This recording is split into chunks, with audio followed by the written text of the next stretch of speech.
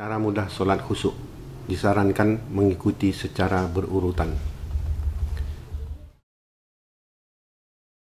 31. Suka mengeluh atau berkeluh kesah. Kita sebagai manusia yang hidup selalu tidak bersyukur apa-apa yang telah ditetapkan oleh Allah.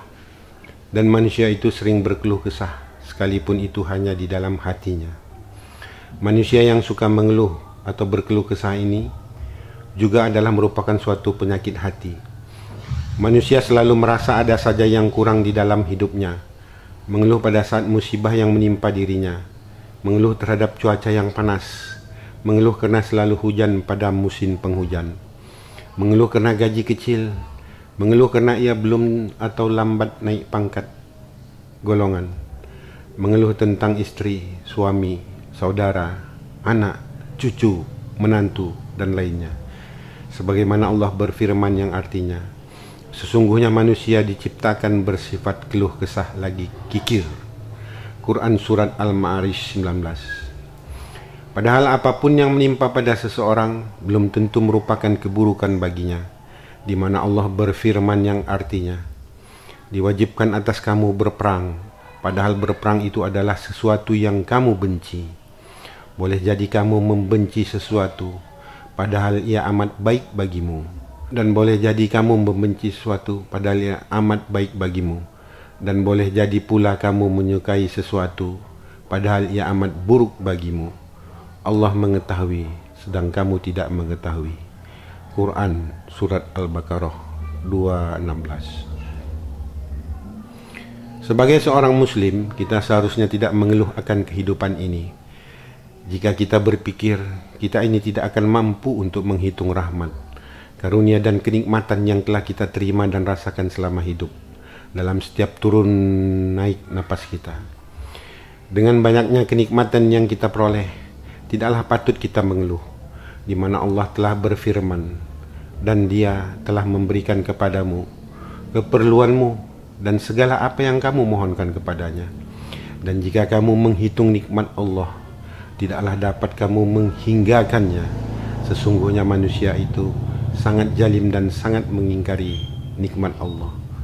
Quran Surat Ibrahim 34. Allah sangat benci kepada hambanya yang suka mengeluh.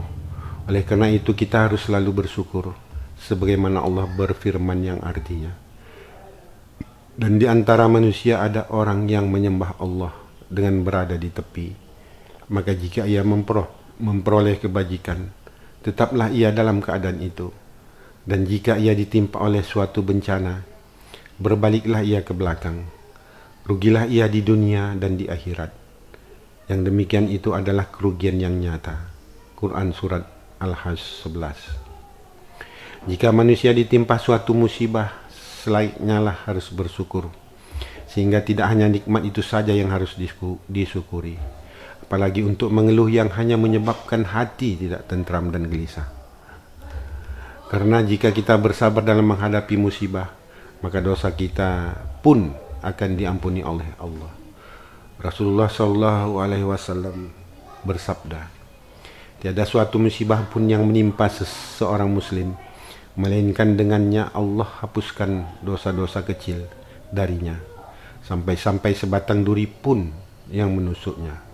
Sahih Al-Bukhari dan Muslim.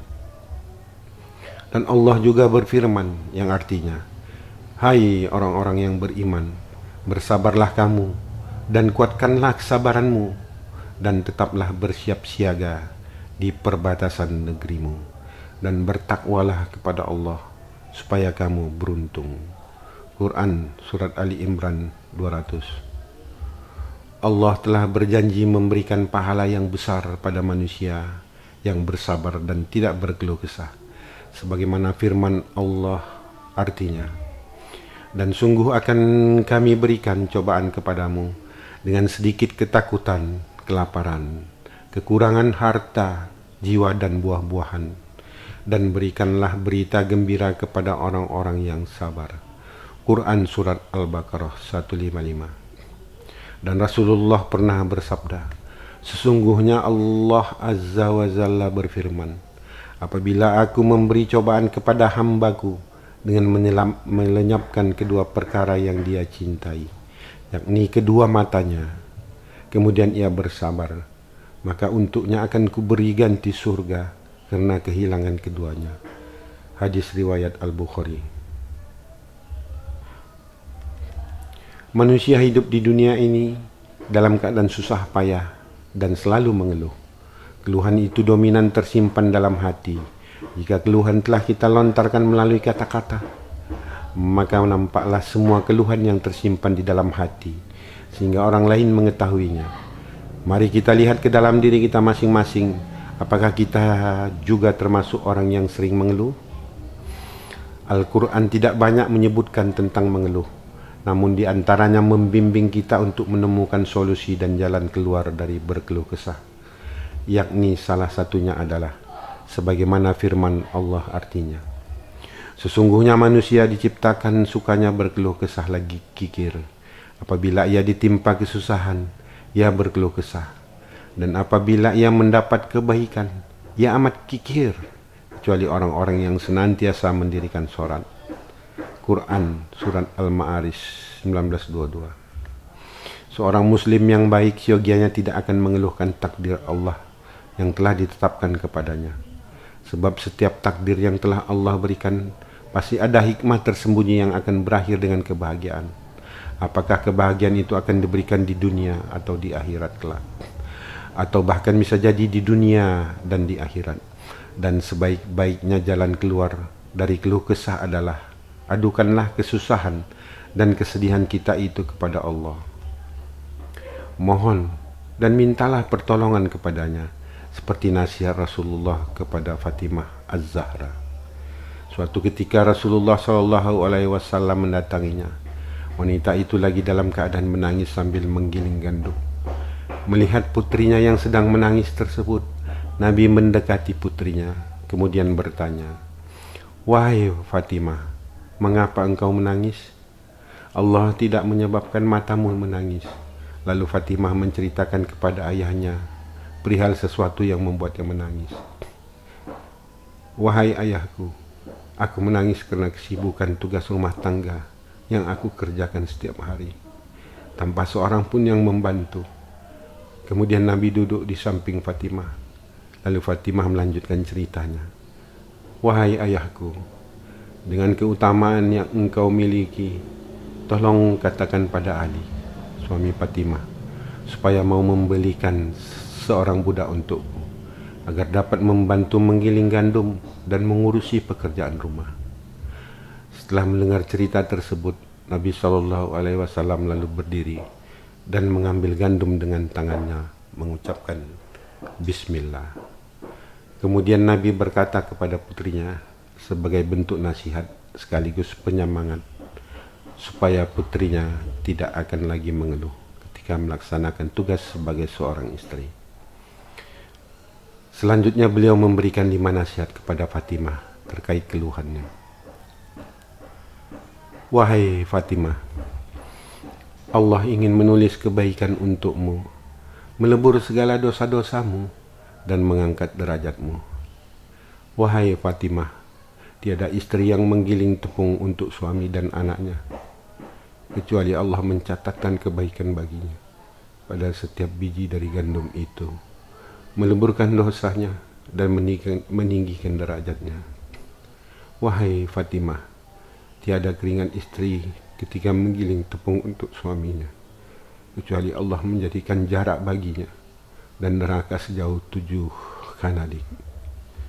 Wahai Fatimah, tiada istri ketika memakaikan minyak rambut pada kepala anaknya, menyisir dan mencuci pakaiannya, kecuali Allah mencatatkan baginya senilai pahala orang yang memberi makan 1000 orang lapar, dan ditambah dengan pahalanya orang yang memberi makan 1000 orang lapar, dan ditambah dengan pahalanya orang yang memberi pakaian pada 1000 orang telanjang. Wahai Fatimah, ketika seorang istri mengandung janin di perutnya, malaikat memintakan ampun untuknya. Allah menulis 15.000 kebaikan baginya. Ketika datang rasa sakit melahirkan, Allah Subhanahu wa Ta'ala menulis pahala baginya senilai pahala mujahidin. Dan ketika seorang bayi telah lahir darinya, maka Allah mengeluarkan berbagai macam dosa darinya hingga dia bersih kembali sebagaimana hari ketika dia dilahirkan oleh ibunya. Kitab Ukudul Jain karya Imam Nawawi Al-Batam Bantan memuat kisah yang menyemangati para istri atau wanita yang akan menikah, juga untuk bahan renungan bagi suami untuk lebih menyayangi istrinya, karena dalam rumah tangga wanita memiliki tugas yang sangat berat. Simpulan, mengeluh dalam Islam adalah dilarang. Orang yang suka mengeluh pada akhirnya akan menyebabkan terkena penyakit hati lainnya, pesimis, bimbang dan ragu, tidak atau kurang bersyukur, serta buruk sangka. 32. Suka memfitnah. Orang yang menyimpan penyakit hati suka memfitnah adalah merupakan sifat yang sangat dibenci oleh siapapun, terutama Allah.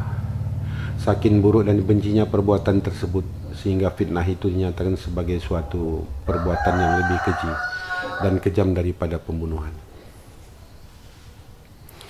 Sifat orang yang gemar memfitnah adalah suatu perbuatan seseorang yang suka membuat dan mengarang suatu rangkaian perkataan atau ceritanya sendiri yang tidak benar tentang diri seseorang, misalnya si B, yang dia benci atau yang dia iri atau yang dia tidak suka, atau dengan mengarang suatu peristiwa keadaan yang tidak ada dan tidak pernah terjadi yang dilakukan oleh si B tadi, kemudian disampaikan kepada orang lain si A dengan menyebutkan bahwa cerita atau berita perkataan serta peristiwa tentang si B tersebut berasal dari seseorang, melibatkan sekaligus memfitnah orang lain lagi. Kadangkala dia tidak menyebutkan sumbernya, padahal orang lain tersebut sama sekali tidak pernah membuat atau menyampaikan cerita ataupun berita perkataan yang disebutkan oleh si pembuat fitnah. Adapun tujuan si pelaku yang membuat fitnah adalah agar si B dibenci oleh orang lain, si A, atau dapat juga lebih meluas kepada tetangga, lingkungan sekitar tempat tinggalnya si B, dan bahkan kepada masyarakat luas, agar si A atau tetangga atau lingkungan tempat tinggal si B itu serta masyarakat luas menjadi menjauhi sekaligus membenci bahkan memusuhi si B. Adapun efek atau akibat fitnah pada si B, selain namanya menjadi jelek dan tercemar serta dibenci orang lain, orang banyak, kebencian itu akan terus dapat berlangsung diterimanya dalam jangka waktu yang panjang dan lama. Bahkan bisa jadi seumur hidupnya selama tidak ada klarifikasi atau ralat dari si orang penyebar fitnah bahwa cerita atau peristiwa yang telah disampaikannya tersebut sama sekali tidak benar, dan kemudian dia harus menyampaikan permohonan maafnya kepada masyarakat atau orang lain sekaligus kepada orang yang difitnahnya tersebut, si B.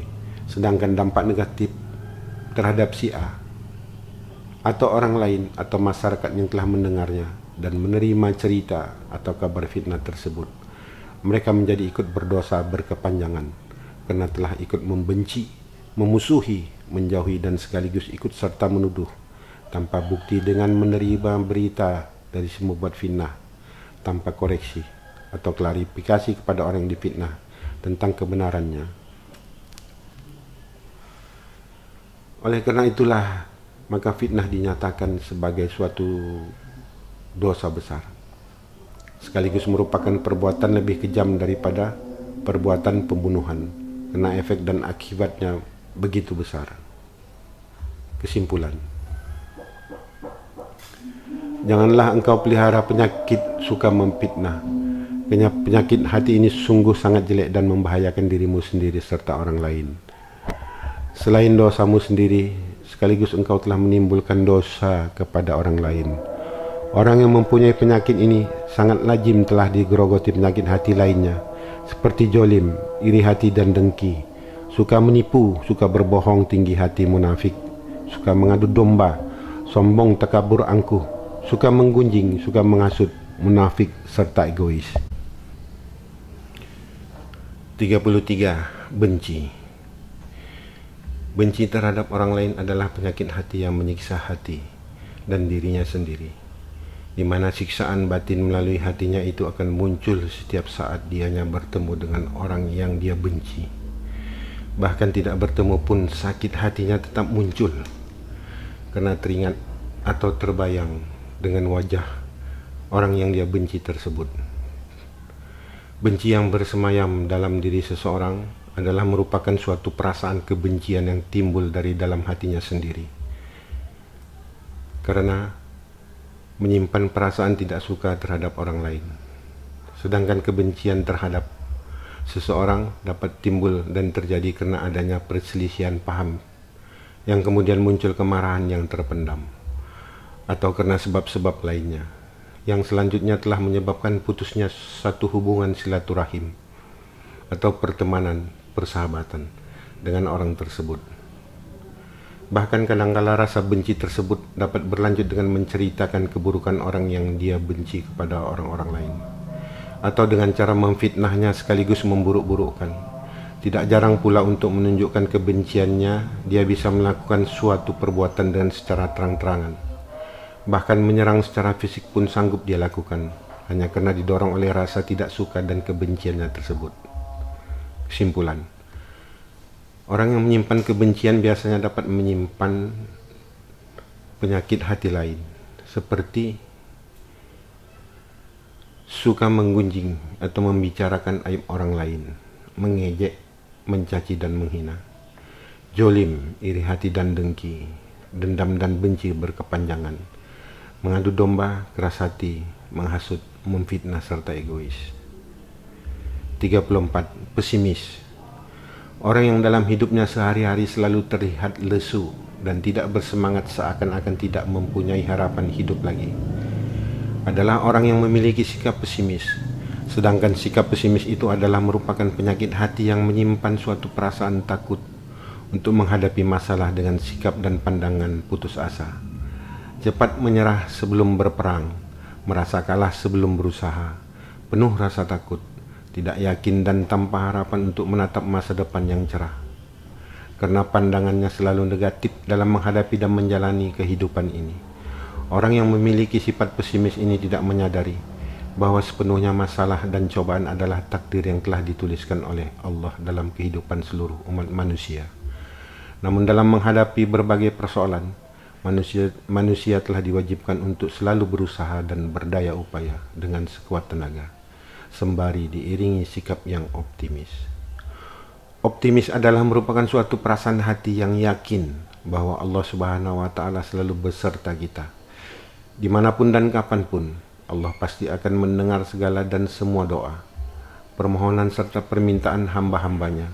Dan Allah juga pasti akan merubah nasib umatnya selama kita mau merubah nasib kita sendiri dengan berusaha secara sungguh-sungguh, sebagaimana firman Allah yang artinya, sesungguhnya Allah tidak akan mengubah keadaan suatu kaum sebelum kaum itu sendiri mengubah apa yang ada pada diri mereka. Quran Surat Ar-Ra'd 13:11. Sedangkan pandangan yang selalu optimis dari diri kita sendiri akan memberikan kekuatan dan dorongan yang positif selama dalam menjalani kehidupan. Nabi besar kita Muhammad SAW selalu bersikap optimis, karena pesimis dan putus asa adalah merupakan musuh besar keimanan seseorang, di mana seolah-olah kita ini telah menafikan pertolongan Allah. Oleh karenanya Nabi melarang seseorang, apalagi seorang pemimpin, untuk tidak menyebarkan ketakutan dan pesimisme.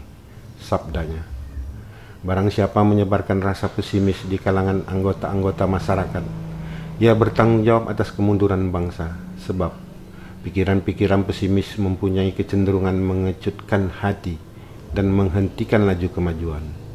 Muslim, bagian 2, jilid 2. Jangan sebarkan rasa pesimisme dan rasa takut serta keputusasaan kepada orang-orang lain maupun kepada masyarakat. Umat Islam harus selalu berpikir optimis, sebab sikap pesimis dan putus asa adalah mendekati kekafiran, karena sudah melupakan rahmat dan pertolongan dari Allah. Firman Allah, dan jangan kamu berputus asa dari rahmat Allah. Sesungguhnya yang berputus asa dari rahmat Allah hanyalah orang-orang yang kafir. Quran Surat Yusuf 87. Kesimpulan, Orang yang memiliki sifat pesimis adalah orang yang tidak percaya diri, tidak yakin dengan kemampuan dan dirinya sendiri, serta selalu berputus asa. Sedangkan sifat putus asa telah mendekati kekafiran, karena dia sudah melupakan bahkan menafikan rahmat dan pertolongan Allah. Sikap pesimis ini adalah merupakan suatu perasaan takut menghadapi masalah dengan sikap yang berputus asa dan tanpa harapan. Dengan ramalan-ramalan ketakutan dan pandangan negatif di masa depan. Bagi siapa saja yang disurutkan keyakinannya oleh ramalan atau perakiraan atau dugaan akan adanya hal-hal buruk pada sesuatu, maka ia telah berbuat syirik, sebab ia telah mendahului ketentuan dan ketetapan Allah yang berhak menentukan segala sesuatu. Penyakit ini lazimnya juga telah diikuti dengan penyakit hati lainnya, yakni bimbang dan ragu, was-was, panjang angan-angan, serta buruk sangka. 35. Suka melaknat dan mencela atau mencaci. Penyakit hati bagi orang-orang yang sukanya melaknat dan mencela orang atau menyumpah dan mengejek, mencaci sangatlah buruk dan tidak terpuji. Karena Islam itu adalah agama kasih sayang. Kasih sayang yang telah diajarkan Islam tersebut haruslah dapat direalisasi atau diwujudkan dalam kehidupan sehari-hari ketika berinteraksi sosial kepada siapapun. Di mana sebagai contoh dan panutan bagi seluruh umat Islam tidak lain adalah Nabi kita Muhammad SAW, Nabi yang penuh dengan kelembutan dan kasih sayang, sebagaimana Allah Subhanahu wa Ta'ala telah berfirman, yang artinya, dan tiadalah kami mengutus kamu melainkan untuk menjadi rahmat bagi semesta alam. Quran surat Al-Anbiya 107. Dan Rasulullah bersabda, yang artinya, sesungguhnya aku tidak diutus sebagai tukang melaknat, sesungguhnya aku diutus hanya sebagai rahmat. Penyakit hati orang yang sifatnya suka atau mudah melaknat dan mencela orang lain adalah sudah merupakan suatu hal yang lazim dan telah menjadi kebiasaan bagi dirinya, sehingga saking seringnya, sedikit-sedikit dan sebentar-sebentar selalu keluar dari lisannya ucapan-ucapan yang sifatnya mencela dan melaknat. Hal ini bukanlah sifat seorang muslim yang baik, di mana Nabi SAW pernah bersabda dalam mencerminkan sifat baik orang-orang beriman secara umum, yang artinya, seorang mukmin itu bukan seorang yang suka mencela, melaknat, yang keji, dan bukan pula yang kotor mulutnya. Bagi orang yang sifatnya suka mencela dan melaknat, ketika di hari kiamat nanti tidak akan mendapatkan persaksian dan syafaat dari orang-orang yang beriman di sisi Allah, di mana datangnya syafaat salah satunya adalah karena adanya doa dari orang-orang yang beriman, dan itu sebabnya karena kita telah menyebut mereka dengan sebutan yang baik-baik dan indah. Nabi SAW bersabda, artinya, orang-orang yang suka melaknat tidak memiliki pemberi syafaat dan orang yang bersaksi untuk mereka pada hari kiamat. Melaknat dan mencela ialah merupakan perbuatan jahat yang sangat serius dan bahayanya sangat besar, serta akibatnya sangat buruk baik di dunia maupun di akhirat. Laknat yang paling buruk dan paling kotor adalah melaknat dan mencela Allah, melaknat agama Islam, melaknat Nabi Muhammad SAW. Apabila orang-orang muslim sampai melakukan perbuatan keji ini, dia sudah dihukumi sebagai seorang murtad atau keluar dari agama Islam, dan sekaligus telah menjadi seorang yang kafir. Allah tidak menerima segala amal ibadah yang pernah dilakukannya, baik yang wajib maupun yang sunnah.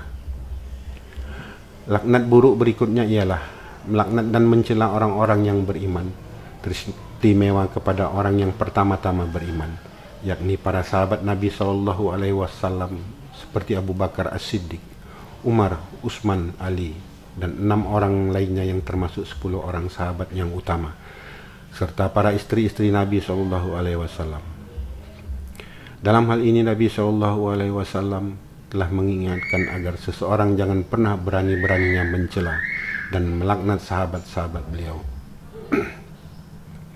Rasulullah bersabda yang artinya, janganlah kalian mencela sahabatku, demi zat yang jiwaku berada di tangannya. Seandainya salah seorang dari kalian berinfak dengan infak emas sebesar gunung Uhud, infak kalian itu tidak sama nilainya dengan infak 1 mud, sebanyak cakupan 2 telapak tangan disatukan mereka atau setengah mud. Adapun bentuk laknat dan celaan selanjutnya yang keburukannya berada di bawah dua celaan dan laknat tersebut di atas adalah mencela dan melaknat seorang muslim lainnya. Nabi SAW bersabda, melaknat seorang mukmin sama seperti membunuhnya. Muttafaqun alaih. Dalam hadis lainnya, Nabi juga bersabda, mencela seorang muslim adalah kefasikan, sedangkan membunuhnya adalah kekufuran. Pada saat seseorang mencela dan melaknat yang tidak layak dicela dan dilaknat, maka keburukan laknat dan celaan yang diucapkannya tersebut akan kembali kepada diri sendiri yang melaknatnya. Walaupun yang dicela dan yang dilaknat itu adalah hewan atau benda-benda mati. Apalagi manusia. Dikisahkan dalam Sunan Abu Dawud dari Abu Darda radhiyallahu anhu, Nabi SAW telah bersabda, ketika seorang hamba melaknat sesuatu, maka laknat itu akan naik ke langit. Kemudian semua pintu langit akan tertutup tidak menerimanya. Lalu laknat ini turun ke bumi, dan semua pintu bumi tertutup tidak menerimanya. Lalu dia kebingungan ke kanan dan ke kiri. Setelah dia tidak punya ruang, maka dia menuju yang dilaknat. Jika laknatnya benar sasaran, maka dia mengarah ke sana. Jika laknatnya tidak benar, maka kembali ke orang yang melaknat. HR Abu Daud dan dihasankan Al-Albani. Di antara celaan dan laknat yang sangat buruk jika dilontarkan kepada sesama manusia adalah seseorang yang mencela dan melaknat kedua orang tuanya sendiri, baik dengan cara ia yang terlebih dahulu mencela orang tua orang lain. Kemudian dengan sebab itu pula, orang yang dicelanya tersebut mencela kedua orang tuanya, membalas celaan. Dalam masalah ini, Nabi SAW bersabda, di antara dosa-dosa besar adalah cacian seseorang terhadap kedua orang tuanya. Kemudian para sahabat bertanya, wahai Rasulullah, bagaimana mungkin seseorang mencaci kedua orang tuanya? Beliau menjawab, benar, ia mencaci ayah orang lain, lalu orang itu akan mencaci ayahnya. Jika ia mencaci ibu orang lain, maka orang itu akan mencaci ibunya. Muttafaqun alaih. Rasulullah SAW dalam banyak sabda, beliau juga sering mengatakan laknat. Namun sabda beliau ini memang menunjukkan tercelanya sesuatu yang beliau laknat, yakni antara lain melaknat perbuatan seorang pemakan riba, orang yang bertransaksi riba, bagi pencatat riba dan para saksinya. Melaknat khamar atau minuman keras dan orang-orang yang terlibat di dalamnya, pengusaha, orang yang mengeluarkan izin, pembuat, yang mengolah, meracik minuman, para pekerja yang memasarkan ke penjual, peminum, penjual, penyedia tempat minuman, dan yang membiarkan. Melaknat wanita yang menatu dan wanita-wanita yang meminta untuk ditatu. Melaknat wanita yang menghilangkan bulu di wajah seorang wanita dan wanita yang meminta dihilangkan bulu di wajahnya. Melaknat si wanita yang merenggangkan giginya supaya dia kelihatan cantik dan perempuan yang mengubah ciptaan Allah. Melaknat laki-laki yang menyerupai wanita dan wanita yang menyerupai laki-laki, baik dalam tingkah laku, berpakaian, bentuk tubuh dan model potongan rambut. Melaknat laki-laki yang menikahi seorang wanita atas suruhan suami sebelumnya yang telah mentalaknya 3 kali, dan suaminya yang telah mentalak 3 istrinya tersebut, yang kemudian menyuruh seorang laki-laki untuk menikahi mantan istrinya, lalu dia meminta untuk mentalaknya agar ia dapat menikahi mantan istrinya kembali setelah masa iddahnya selesai. Dalam melaknat tersebut, Rasulullah SAW hanya melaknat sifat-sifat dari perbuatannya, bukan melaknat orangnya. Para ulama juga membedakan antara melaknat terhadap yang sifatnya umum dengan yang sifatnya ditujukan kepada orang atau pribadi.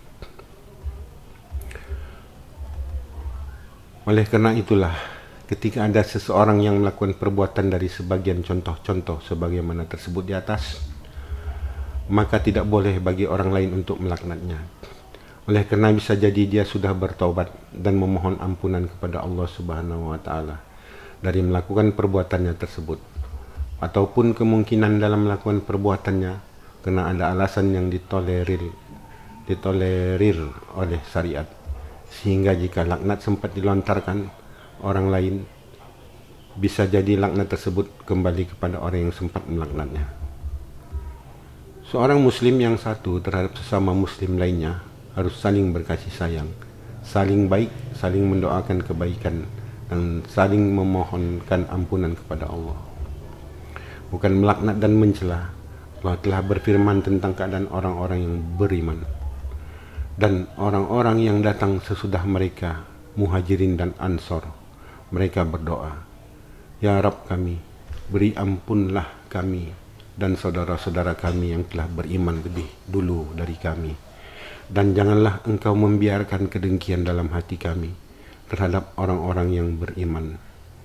Ya Rabb kami, sesungguhnya Engkau Maha Penyantun lagi Maha Penyayang." Quran Surat Al-Hasyr 10. Dan Allah akan memberi pahala yang besar serta kebaikan yang banyak kepada mereka-mereka yang telah melakukan kebaikan kepada saudaranya sesama mukmin, di mana mereka selalu saling mendoakan dan senantiasa memohonkan ampunan ke hadapan Allah. Sebagaimana Rasulullah SAW bersabda, yang artinya, barang siapa yang meminta ampun untuk kaum beriman lelaki dan perempuan, niscaya Allah menuliskan baginya dengan setiap lelaki dan perempuan beriman satu kebaikan. Diriwayatkan oleh At-Tabarani dalam Musnad As-Samiyyin dengan sanad yang hasan dari Ubadah bin As-Samit. Sungguh banyak pahala dari amalan demikian ketika seseorang berdoa, "Ya Allah, ampunilah dosa-dosa kaum muslimin dan muslimat, baik yang masih hidup atau yang telah tiada." Kebaikan dari amal doa ini hitungannya sama dengan jumlah seluruh kaum muslimin sejak zaman Nabi Adam hingga zaman sekarang ini, yang jumlahnya miliaran orang, baik yang masih hidup maupun yang telah tiada. Dengan doa demikian ringan dan diiringi keikhlasan serta ketulusan hati, maka kita mendapatkan miliaran kebaikan. Itulah balasannya dari Allah terhadap orang yang mendoakan ampunannya kepada orang-orang yang beriman. Kesimpulan, orang yang suka melaknat dan mencela, mencaci adalah merupakan sifat yang sangat tidak terpuji serta perilaku buruk dan jelek, di mana orang ini selalu mengeluarkan ucapan atau perkataan-perkataan yang buruk dan jelek. Penyakit ini lazimnya juga telah diikuti dengan penyakit hati lainnya, yakni jalim, sombong, takabur, angkuh, iri hati dan dengki, keras hati, tinggi hati, suka menghina, rasa bangga diri, egois, munafik, merasa diri lebih dari orang lain, serta suka bergunjing atau ghibah. 36. Dendam dan benci berkepanjangan. Penyakit hati orang-orang yang menyimpan dendam di hatinya dan benci berkepanjangan adalah sifat orang yang paling dibenci Allah. Rasulullah SAW telah mengingatkan agar kita tidak menyimpan dendam sesama manusia lainnya. Dalam ajaran Islam, kita diajarkan untuk menciptakan dan menjunjung tinggi keluhuran akhlak. Bagi setiap insan yang menghindari pertengkaran apapun masalahnya adalah merupakan suatu perilaku akhlak yang luhur. Apalagi bagi orang yang mampu melenyapkan dendam dalam hati ketika hatinya disakiti oleh orang lain. Barang siapa dapat menghindarkan pertengkaran sementara ia sendiri salah, telah akan dibangunkan untuknya rumah di sekitar surga. Dan barang siapa dapat meninggalkan pertengkaran meskipun ia benar, kelak akan dibangunkan untuknya rumah di lantai tengah surga. Sedangkan bagi siapa saja orang yang dapat membaguskan akhlak budi pekertinya, kelak akan didirikan untuknya rumah di tingkat paling atas di surga. Hadis riwayat Abu Daud, Tirmizi, Ibnu Majah dan Baihaqi. Pertengkaran itu seringkali membawa seseorang ataupun sekumpulan, kelompok, golongan orang untuk melakukan perbuatan-perbuatan yang dapat melampaui batas-batas peri kemanusiaan. Kadangkala pertengkaran itu hanyalah dimulai dengan hal-hal yang sebenarnya sepele, akan tetapi karena penanganan dan penyelesaiannya tidak diiringi jiwa besar dan ketulusan serta keikhlasan hati, maka pertengkaran tersebut terbawa menjadi api dendam kesumat dan benci yang berkepanjangan. Negeri kita akhir-akhir ini di sana-sini terjadi pembunuhan, pertengkaran, pertikaian dan permusuhan satu kelompok dengan kelompok lain. Bahkan di antara kita sesama umat Islam semakin marak dan semakin menuju kepada kekerasan, penganiayaan serta pembunuhan para ulama, sehingga menambah keruh dan rusaknya tatanan kehidupan dan kerukunan umat dalam hal berbangsa dan bernegara. Sepertinya sifat-sifat jahiliyah dan dajjal kian muncul dan semakin tertanam di dalam jiwa sebagian masyarakat kita. Oleh karenanya, dalam pembinaan mental spiritual yang diajarkan dan dicontohkan oleh Rasulullah SAW kepada semua umatnya yang menekankan agar sekuat dan semampunya dapat menjauhi segala bentuk pertengkaran. Apakah ia dalam posisi benar maupun salah, selalu berjiwa besar dan berlapang dada dalam menyelesaikan setiap perselisihan, agar tidak menimbulkan berupa dendam dan benci yang berkepanjangan. Dalam kesempatan lain beliau bersabda, sesungguhnya lelaki yang paling dibenci Allah ialah yang paling gigih dalam permusuhan. Hadis riwayat Bukhari dan Muslim. 15. Bahaya dendam dalam Islam. Dendam adalah suatu perasaan hati dengan keinginan yang sangat kuat untuk membalas perbuatan orang yang menyakitinya dengan sesuatu keadaan yang sama, atau bahkan jika dimungkinkannya jauh lebih menyakitkan dari apa yang telah dia rasakan. Dendam adalah merupakan sifat sakit hati yang mendalam dan sungguh sangat berbahaya bagi dirinya sendiri. Sifat ini merupakan penyakit hati yang akan menimbulkan berbagai permasalahan baru dan dosa yang akan terus mengalir tak kunjung habis dan berhenti. Jika orang tersebut masih saja tetap menyimpan dalam hati, Allah telah mengajarkan dan memerintahkan pada hamba-hambanya agar selalu bertakwa, saling berkasih sayang, serta tolong menolong dalam semua kebaikan setiap ruang dan waktu. Saling menasihati dan memaafkan terhadap sesama manusia sebagaimana sifat Maha Pemaaf dan Maha Pengampun yang dimilikinya. Itulah agama Islam, agama yang penuh rahmat dan kasih sayang. Manusia memang tidak ada yang memiliki sifat yang sempurna, karena manusia tempatnya salah, khilaf, lalai dan lupa. Ketika diperlakukan secara tidak baik atau disakiti oleh orang lain, tentu akan timbul perasaan tidak nyaman di hatinya, dan terkadang membuat kesan sakit bekas luka yang mendalam di dalam hatinya. Ketika orang yang berbuat salah tersebut sudah menyesal dan meminta maaf, haruskah diri kita tetap terus menyimpan dendam dan sakit hati? Adapun tentang bahaya dendam dalam Islam adalah 1. Dibenci Allah. Orang yang paling dibenci Allah adalah orang yang menaruh dendam, kesumat, atau bertengkar. Hadis riwayat Muslim. Bahaya dendam sungguh luar biasa, karena dendam bukanlah merupakan suatu perbuatan dan dosa yang dapat dianggap sepele, karena orang bersifat pendendam itu selalu menyimpan keburukan dalam hatinya. Oleh karena itulah Allah paling tidak suka dan membencinya. Dendam menjauhkan orang dari ridha Allah, dan dendam bukan cara bergaul yang baik menurut Islam. Terhadap orang yang sifatnya pendendam telah menunjukkan kalau orang tersebut tidak beriman dan tidak percaya pada hari akhir. Sebagaimana yang telah dijelaskan Allah, bahwa setiap manusia akan mendapat keadilan bagi semua hambanya. Barang siapa yang disakiti dan tidak membalas, maka Allah yang akan membalasnya di akhirat kelak. Allah telah berfirman yang artinya, maka barang siapa yang mengerjakan kebaikan sebesar zarah, niscaya dia akan melihat balasannya, dan barang siapa yang mengerjakan kejahatan sebesar zarah, dia akan melihat balasannya.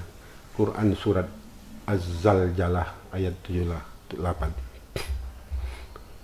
2. Amarah yang berlebihan. Bibit penyakit dari sifat dendam adalah kemarahan yang meluap-luap dan meletup-letup. Orang yang memiliki sifat ini tidak mampu menahan dan melenyapkan sifat tersebut dari dalam dirinya, karena terus menuruti hawa nafsunya, sehingga timbullah dendam. Sifat dendam hanya bisa dilenyapkan oleh orang itu sendiri.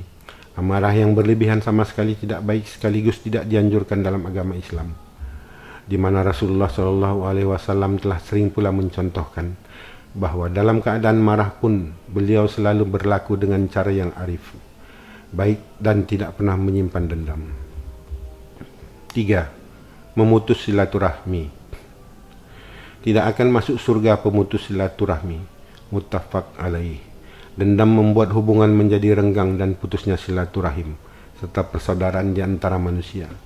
Jika orang yang terlibat pertengkaran kemudian mereka saling menyimpan dendam, maka pertengkaran akan dapat terus terjadi dan berlanjut di antara mereka hingga mereka sama-sama berdosa akibat dendam yang selalu meniatkan hal yang buruk untuk yang lainnya.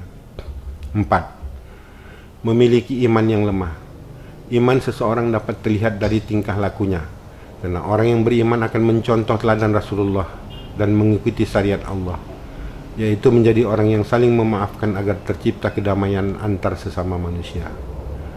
Sedangkan orang yang memiliki sifat dendam dalam hatinya adalah merupakan ciri orang yang memiliki iman yang lemah, di mana dia hanya berharap supaya orang lain terus-menerus akan memperoleh keburukan dan musibah, sehingga merasa senanglah hatinya apabila dia melihat kesusahan orang lain tersebut.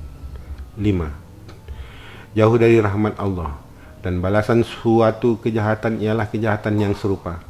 Barang siapa memaafkan dan berbuat baik, maka pahalanya atas tanggungan Allah, dan Allah tidak menyukai orang-orang yang zalim.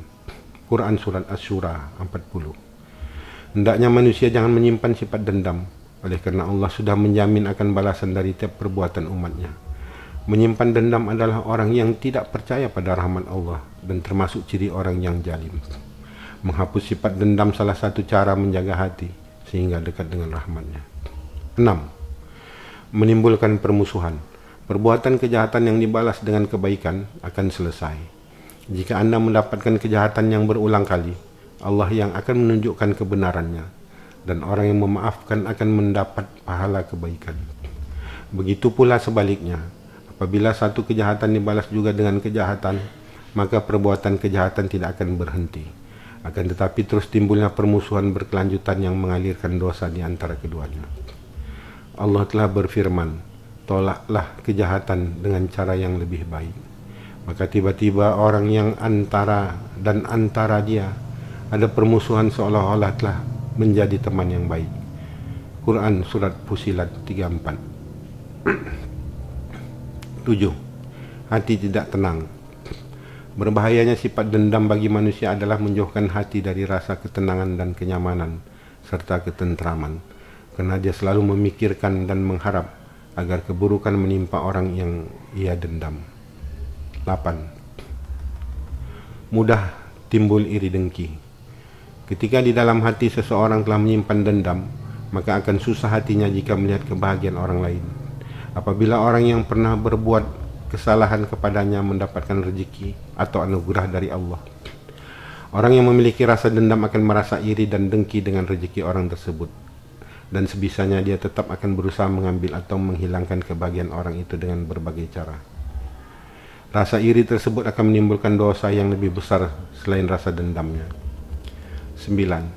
Tidak menerima kodrat. Kodrat manusia adalah sebagai tempatnya salah, lalai, khilaf dan lupa. Karena tidak ada manusia itu yang sempurna dan tidak pernah berbuat kesalahan, baik kesalahan besar ataupun kesalahan kecil.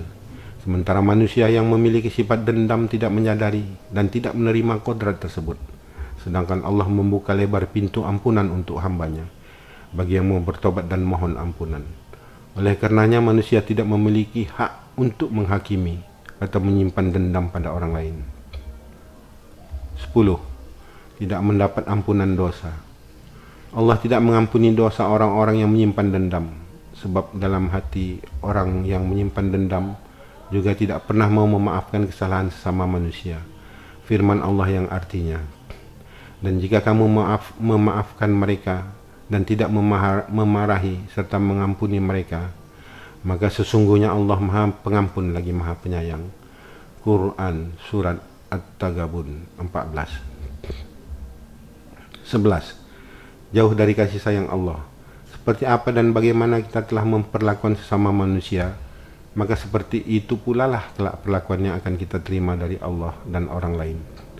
Sebagaimana Allah Subhanahu wa Ta'ala pernah berfirman, bahwa berbuat baik itu bukan hanya semata-mata berhubungan dengan Allah, tetapi juga kepada sesama manusia. Sayangilah makhluk, maka kamu akan disayangi Allah. Sahih Al-Adab Al-Mufrad.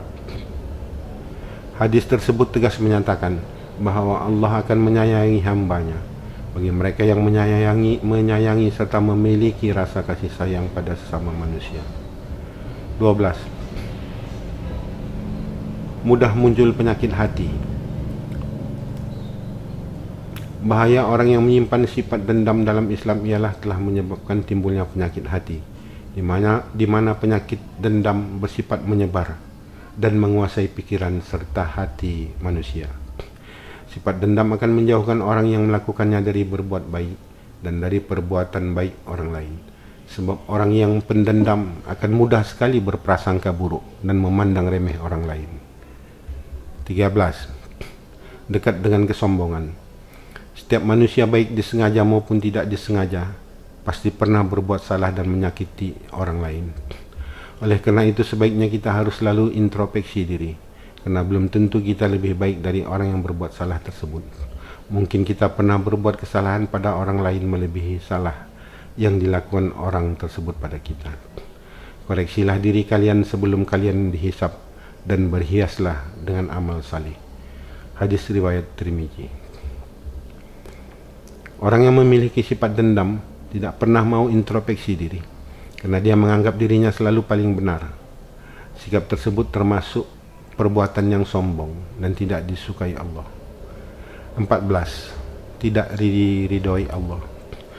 Orang yang tidak mau memaafkan orang lain, tidak mau berbuat baik pada orang, dan enggan mendoakan kebaikan untuk orang lain adalah sifat dendam yang tidak diridhoi Allah. Sebab sifat ini sedikit pun tidak memiliki kebaikan di dalamnya. Allah berfirman yang artinya, dan orang-orang yang menahan amarahnya dan memberi maaf pada orang lain, dan Allah mencintai orang-orang yang berbuat kebaikan. Quran Surat Ali Imran 134. 15. Sulit mendapatkan teman. Orang yang pendendam sulit mendapatkan teman, karena orang lain akan malas berdekatan dengannya, sebab dia mudah sakit hati dan merasa dirinya sendiri yang paling benar. Kesimpulan, orang yang memiliki sifat dendam pastinya menyimpan benci yang berkepanjangan. Sifat ini adalah merupakan sifat atau perbuatan yang paling dibenci Allah, dan sangat tidak terpuji serta orang ini akan dijauhi oleh orang lain. Orang yang menyimpan penyakit ini biasanya telah memiliki penyakit hati lainnya, antara lain jalim, sombong, takabur angkuh, emosional, temperamental, pemarah, iri hati dan dengki, suka memfitnah, munafik, suka menghasut, tinggi hati, keras hati, suka mengadu domba, kurang atau tidak bersyukur, suka mengejek, mencaci, buruk sangka, khianat, serta egois. 37. Was-was.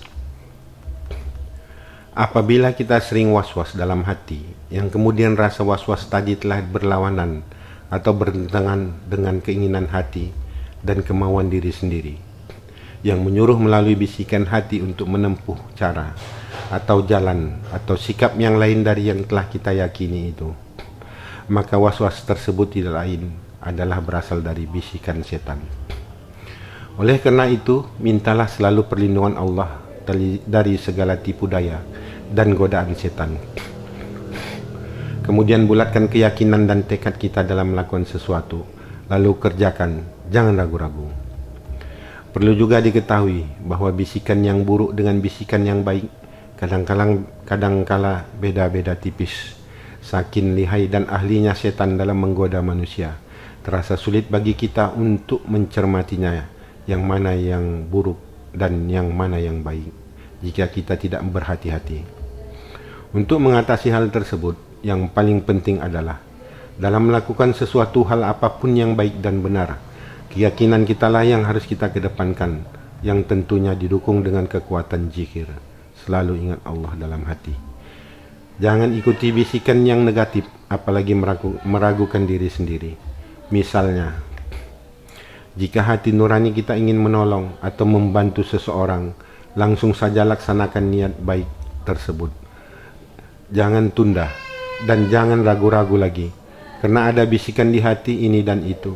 Yang tidak lain hal itu hanya merupakan bisikan dan hasutan yang berasal dari setan. Contoh lain salah satunya adalah di saat kita sedang sholat, jika kita telah berwudu dan ketika sholat ada rasanya ingin buang angin, namun kita masih bisa menahannya, tapi kemudian ada rasa keraguan, apakah sudah buang angin atau belum, maka disitulah keyakinan kita dituntut untuk segera membuang rasa was-was tersebut. Apabila Anda tidak merasakan adanya keluar angin atau suara dan atau tidak mencium adanya bau, maka lanjutkanlah sholat Anda. Intinya, singkirkanlah rasa was-was dari segala sesuatu. Yakinkanlah diri sendiri, kecuali nyata-nyata memang kita merasakan telah buang angin atau mendengar bunyi dan atau mencium adanya bau. Jika was-was masih tetap timbul dalam diri kita, hal tersebut tidak lain adalah karena kita tidak menyimpan keyakinan hati yang kuat dan tegar, alias sikap ragu-ragu dari dalam diri kita sendiri, dan itu juga merupakan penyakit hati. Menurut hemat penulis, sebenarnya antara sikap was-was dengan sikap bimbang dan ragu sangat mirip atau hampir sama. Persamaannya adalah merupakan keyakinan diri sendiri yang sama-sama berusaha menepis keraguan karena godaan yang berasal dari bisikan setan.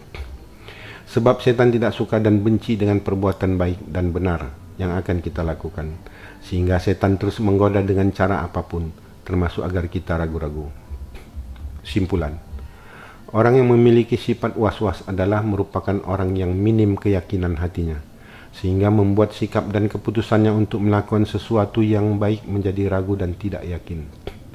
Orang yang menyimpan penyakit ini biasanya telah memiliki penyakit hati lain, yakni panjang angan-angan, suka berhayal, suka mengeluh, berkeluh kesah, serta pesimis. 38. Bimbang dan ragu. Dalam diri manusia, keraguan memang kerap dialami oleh setiap manusia.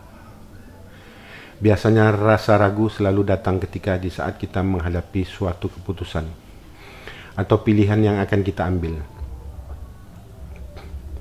Apakah kita yakin dengan keputusan yang kita ambil sendiri tersebut ataukah tidak?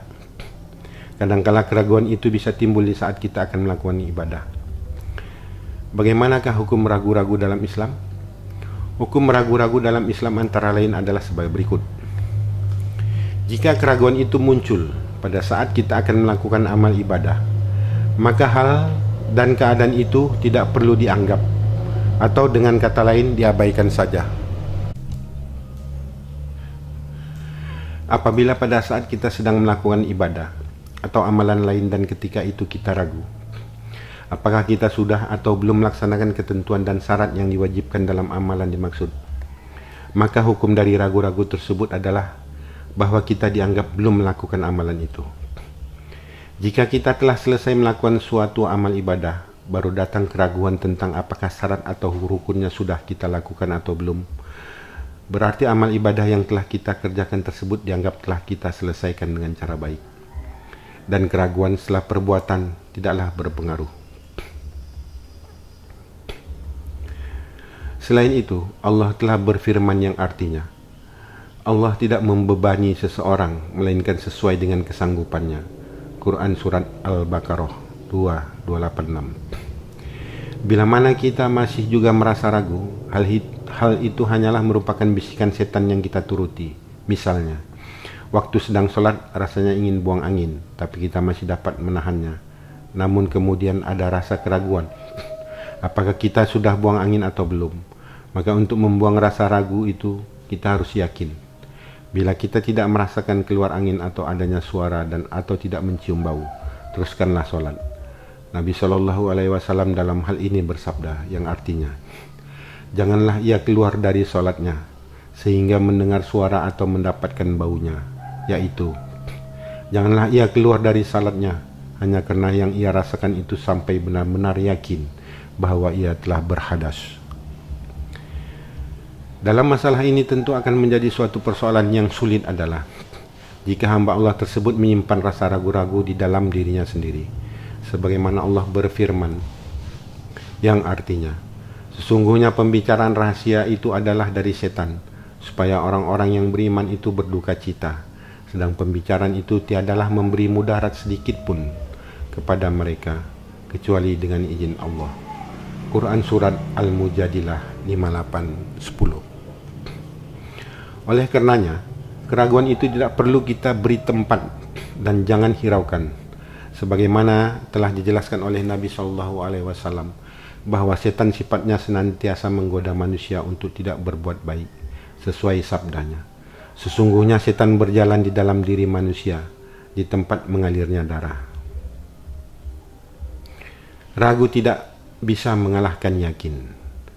Sebelum melaksanakan solat, kita sudah berwudu. Hingga menjelang solat berikutnya, kemudian timbul perasaan was-was. Apakah wudu solat tadi sudah batal atau belum? Dalam keadaan seperti ini, jika kita yakin tidak kentut dan tidak melakukan hal yang dapat membatalkan wudu lainnya, maka tetaplah kita berpatokan pada keadaan awal setelah berwudu atau yang yakin. Keyakinan hati pada diri sendiri sangatlah penting. Keyakinan belum batalnya wudu tidak dapat dihilangkan dengan hanya sekedar keraguan.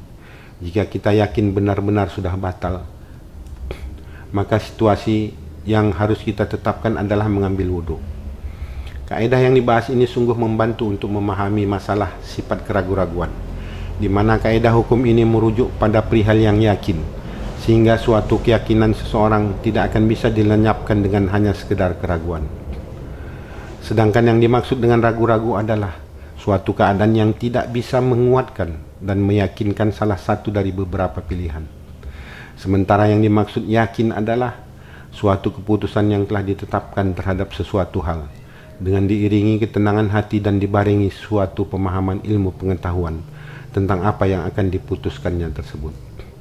Adapun maksud kaidah hukum itu adalah merujuk terhadap hal yang yakin. Jika masih datang keraguan, sedangkan sebelumnya ada yang yakin, maka tidak boleh berpaling pada yang ragu. Tetaplah tegar berpegang pada yang yakin saja. Kaidah ini berlaku terhadap semua bab-bab fikih. Bahkan beberapa kaidah fikih berada di bawah kaidah pokok ini. Dalil kaidah. Allah berfirman yang artinya, dan kebanyakan mereka tidak mengikuti kecuali persangkaan saja. Sesungguhnya persangkaan itu tidak sedikit pun berguna untuk mencapai kebenaran. Sesungguhnya Allah Maha mengetahui apa yang mereka kerjakan. Quran Surat Yunus 36. Begitu pula Allah berfirman, dan mereka tidak mempunyai sesuatu pengetahuan pun tentang itu. Mereka tidak lain hanyalah mengikuti persangkaan, sedang sesungguhnya persangkaan itu tiadalah berfaedah sedikit pun terhadap kebenaran.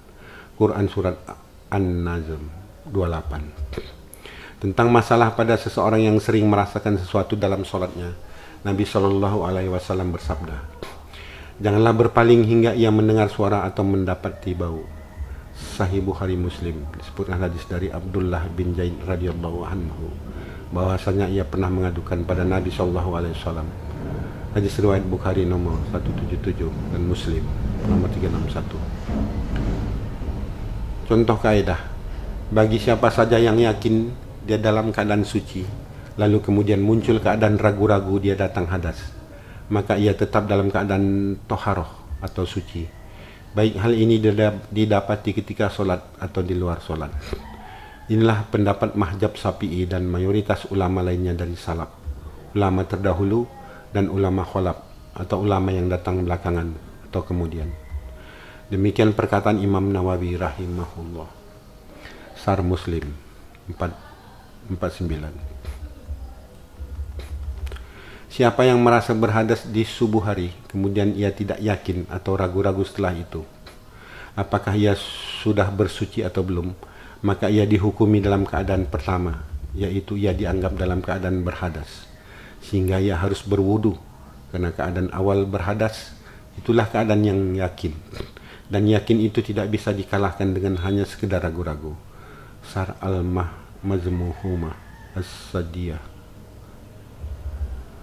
Barang siapa yang pada sore hari menjelang matahari tenggelam, dia telah berbuka puasa, padahal ia sendiri masih merasa ragu-ragu akan tenggelamnya matahari, maka batallah puasanya, sebab yang ia yakini itu adalah matahari belum tenggelam. Keyakinannya tersebut tidak bisa dihilangkan dengan perasaan ragu-ragu. Lihat Al-Mufassal fil Qawaidil Fiqhiyah halaman 283. Seseorang membeli air, kemudian setelah itu dia mengklaim bahwa air tersebut najis. Lalu si penjual air mengingkarinya. Maka yang menjadi pegangan adalah perkataan si penjual. Karena hukum asal air inilah hukum yakinnya adalah suci, tidak bisa dihilangkan dengan ragu-ragu.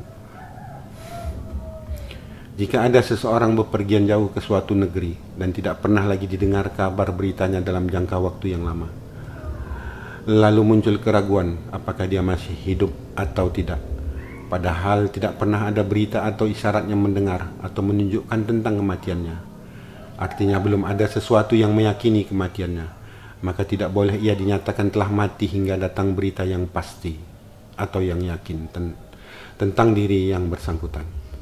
Sehingga dalam masalah ini, ahli waris tidak boleh begitu saja membagi hartanya sebagai harta warisan sampai diyakini tentang kematian dirinya. 6. Apabila seseorang yakin di pakaiannya terdapat najis, namun dia tidak mengetahui di manakah tempat najisnya berada, maka dalam rangka kehati-hatian dan melenyapkan agar tidak lagi adanya keraguan-raguan, ianya harus menggosok seluruh bagian dari pakaiannya, karena keraguan tidak bisa menafikan yang yakin. 7.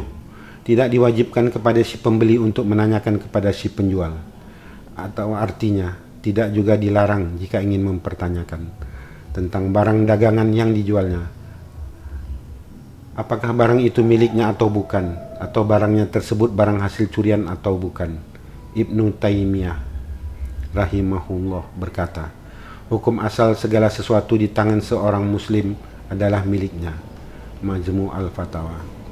Dengan demikian, inilah hukum asalnya dan inilah yang yakin. Yang yakin ini tidak dapat dikalahkan dengan keraguan-raguan.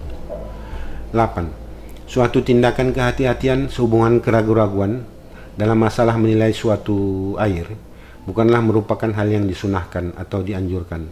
Bahkan sama sekali tidak disunahkan untuk mempertanyakannya. Yang dianjurkan adalah membangun perkara di atas hukum asal air, yaitu suci. Jika ada indikasi yang mengarah atau menunjukkan kepada najis, barulah air itu dapat dikatakan najis. Jika tidak, maka tidak perlu untuk menjauhi penggunaan air tersebut, cuma atas dasar sangkaan. Namun jika telah sampai hukum yakin bahwa air tersebut najis, maka ini masalah lain lagi. Simpulan. Orang yang memiliki sifat bimbang dan ragu juga adalah merupakan orang yang tidak mempunyai keyakinan hati. Jika orang yang kuat keyakinannya tidak akan membuat sikap dan keputusannya untuk melakukan sesuatu menjadi bimbang dan ragu-ragu. Orang yang menyimpan penyakit ini biasanya juga telah memiliki penyakit hati lain, yakni panjang angan-angan, suka berhayal, suka mengeluh, atau berkeluh kesah, serta pesimis. Kesimpulan dari akibat penyakit hati atau ruhani. Penyakit hati dapat merusak dan meruntuhkan moral dan iman manusia. Orang yang telah menyimpan penyakit hati atau ruhani sama saja dengan memelihara akibat yang lebih serius. Apabila dibandingkan dengan penyakit jasmani, adapun di antara akibat-akibat dari segala macam bentuk penyakit hati ruhani tersebut adalah sebagai berikut. Mengganggu ketenangan. Bagi orang yang memiliki penyakit ruhani, yang bersangkutan tidak akan pernah dapat merasa menikmati ketenangan hidupnya sendiri. Dan bahkan ironisnya, penyakit rohani tersebut juga dapat meruntuhkan kebahagiaan serta ketenangan hidup orang lain, menyebabkan seseorang menjadi jauh dengan Tuhannya. Orang yang telah memiliki penyakit hati berbagai jenis dan sifat penyakit hati seperti iri, sombong, dan kikir, serta beragam jenis penyakit hati lainnya yang telah dipaparkan tersebut di atas, adalah merupakan perbuatan tercela yang sangat tidak disukai dan dibenci oleh Allah. Melumpuhkan daya kerja. Orang yang mempunyai penyakit hati ini tidak akan dapat bekerja secara produktif dan bermutu. Yang bersangkutan juga tidak dapat melakukan amal-amal kebaikan serta ibadah yang baik dan benar, sebagaimana yang dilakukan oleh orang-orang yang sehat ruhaninya. Merusak jasmani. Terhadap orang yang menyimpan penyakit hati, saat ini sudah dapat dibuktikan bahwa banyak penyakit jasmani atau penyakit medis telah terbukti penyebabnya adalah dikarenakan oleh sakitnya rohani. membuahkan penyakit sosial yang dapat merusak tatanan hidup bermasyarakat. Penyakit hati atau rohani tidak hanya merugikan dirinya sendiri saja, akan tetapi dapat juga mengganggu ketenangan, kenyamanan dan ketentraman serta sekaligus dapat merugikan kehidupan orang lain. Selain dari itu, penyakit rohani juga dapat membuat amalan-amalan menjadi sia-sia, bahkan juga merusak tatanan kehidupan manusia, serta dapat melahirkan kekerasan dan kekejian di antara sesama. Hal ini telah dijelaskan di dalam sebuah hadis. Ketahuilah bahwa di dalam jasmani manusia ada segumpal darah. Jika baik segumpal darah itu, maka akan baik pula jasmaninya. Sebaliknya jika rusak, maka akan rusak pula jasmaninya. Segumpal darah itu adalah hati. Hadis riwayat Bukhari dan Muslim. Obat penyakit hati atau rohani. Perbuatan manusia adalah cerminan dari dalam hati seseorang, dan hati seseorang itu akan kelihatan nyata dari sikap, sifat dan perbuatannya. Oleh karena itu cermatilah jenis-jenis dan kriteria dari semua penyakit hati yang telah dipaparkan tersebut di atas. Selanjutnya lihat dan rasakan penyakit hati yang manakah yang telah kita miliki dan pelihara. Mari kita berjihad dan berjuang bersama untuk mengikis penyakit hati apa saja yang ada bersemayam pada diri kita. Karena semua penyakit pasti ada obatnya, dan seluruh penyakit hati yang telah disebut dan diurai serta dijelaskan di atas satu persatu. Obat dan cara serta penyembuhan yang paling efektif, tepat dan jitu untuk menghilangkannya hanya dengan mengingat Allah atau zikir hati, sebagaimana yang telah penulis paparkan dalam konten ini. Semoga Allah membimbing kita sekalian. Penutup. Syarat dalam menerima atau mempelajari ilmu yang baik dan benar adalah apabila dalam mempelajarinya Anda dapat menerima kebenaran ilmu itu dengan hati dan diterima oleh akal, berterima dalam pikiran serta dirasa benar dalam perasaan Anda, terutama dalam mempelajari ilmu agama. Jika Anda merasa telah memenuhi kriteria tersebut, Anda adalah orang yang telah diberi petunjuk serta hidayah oleh Allah Subhanahu wa Ta'ala. Karena tidak semua orang akan diberi Allah petunjuk dan hidayah, sebab petunjuk dan hidayah hanya dapat kita gapai dengan jihad, perjuangan dan usaha serta kemauan dari diri Anda sendiri. Tidak bisa hanya duduk berdiam diri saja tanpa usaha menunggu hidayah dan petunjuk itu datang, kecuali kepada orang-orang yang telah dipilihnya. Namun apabila Anda belum dapat memenuhi syarat-syarat tersebut, berarti Anda belum mendapatkan petunjuk dan hidayah Allah. Atau bisa jadi Anda itu terlalu mengedepankan akal Anda atau keakuan Anda sendiri, meskipun Anda telah disuguhkan firman dan hadis sebagai dasar hukum ilmu ini. Hal itu tidak menutup kemungkinan karena tidak sungguh-sungguh dan telah dikekang oleh ilmu syariat yang sudah terlalu melekat kuat dalam diri Anda. Meskipun Anda merasa ingin dekat dan mengenalnya, namun karena hati dan pikiran serta perasaan Anda sendiri masih merasa bahwa ilmu yang Anda pelajari di konten ini tidak sesuai atau bertentangan dengan akal Anda, maka sampai kapanpun Anda itu tidak akan pernah mendapatkannya. Begitu juga sebaliknya dengan akal. Jika Anda dapat menerimanya dengan akal, akan tetapi Anda masih saja merasa bertentangan dengan hati, pikiran dan perasaan Anda, disarankan agar Anda belajar dengan seorang guru tarikat atau tasawuf yang telah akan mengarahkan dan membimbing Anda, di mana menuntut ilmu adalah wajib mulai dari buayan sampai ke liang lahat, yang ajarannya haruslah berdasarkan Al-Quran, hadis, rukun iman dan rukun Islam, serta kias ijma ulama, dengan niat menuntut secara tekun dan sungguh-sungguh, sebagaimana firman Allah dalam Al-Quran surat Al-Insyikak ayat 6, yang artinya, "Hai manusia, sesungguhnya engkau berusaha sungguh-sungguh menuju kepada Tuhanmu, maka engkau akan menemuinya."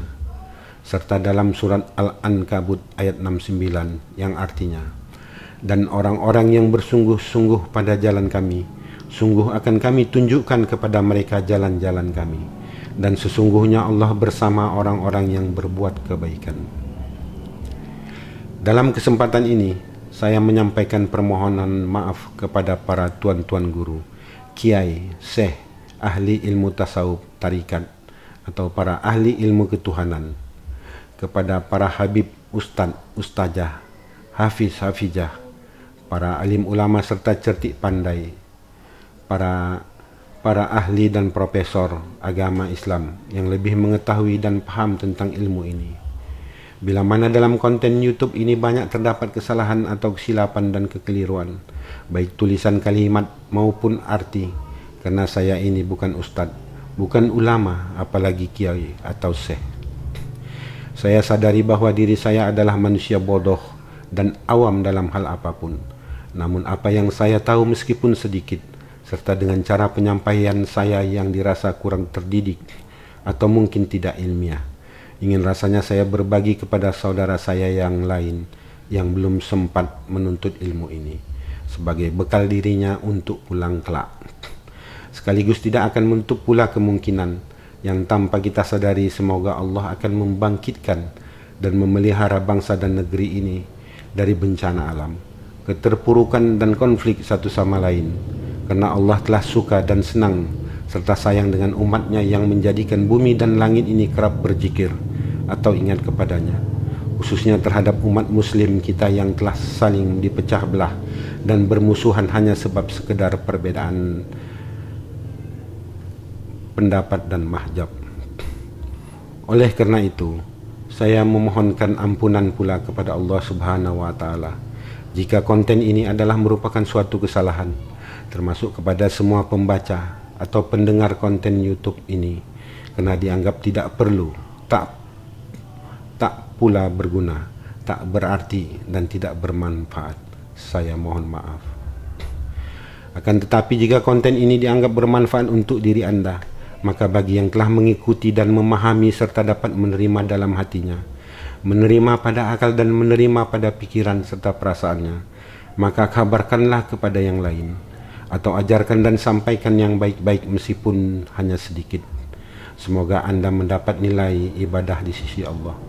Bimbing dan ajaklah istri atau suami Anda, anak, cucu, cicit, kakak, adik, abang, saudara, saudari, dan ayah, ibu Anda, teman, sahabat, serta tetangga dan grup Anda, agar mereka juga bisa pulang dengan bersih dan selamat menghadap kepada Allah. Karena besok atau lusa, bahkan mungkin bisa jadi sebentar lagi kita akan dipanggil dan dihadirkan di hadapannya. Akhirul kalam, saya sampaikan yang setinggi-tingginya rasa hormat dan terima kasih.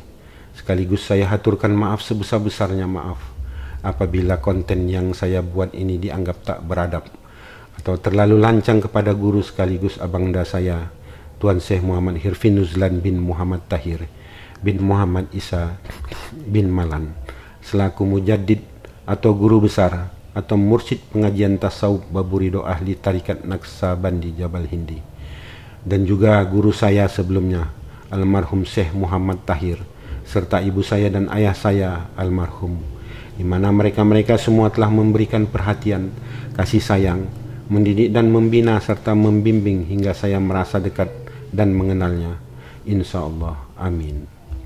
Demikian yang dapat saya sampaikan. Dari hati yang paling dalam rasanya saya ingin menyajikan konten ini lebih sempurna. Namun keterbatasan diri tidak mungkin dapat melampaui sesuatu di luar garis kemampuan saya sebagai manusia. Untuk itu, lebih dan kurang segala sesuatu, saya mohon maaf. Semoga bermanfaat dunia dan akhirat. Amin.